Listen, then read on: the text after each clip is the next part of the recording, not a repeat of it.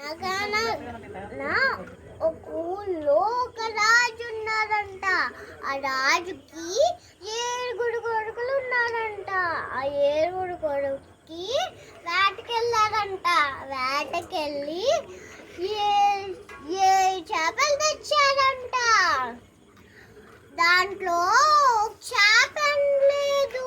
చేప ఎందుకు లేదు అంటే గడ్డి అడ్డొచ్చింది. గడ్డి ఎందుకు అడ్డొచ్చావంటే ఆవులను తినలేదు. ఆవు ఎందుకు తినలేదు అంటే రైతు నన్ను వదలలేదు.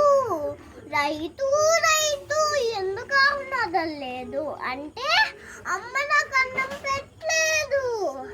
అమ్మ ఎందుకు అన్నం పెట్టలేదు అంటే బాబు ఏడుస్తున్నాడు. బాబు ఎందుకు ఏడుస్తున్నావు అంటే చీమ కుట్టింది.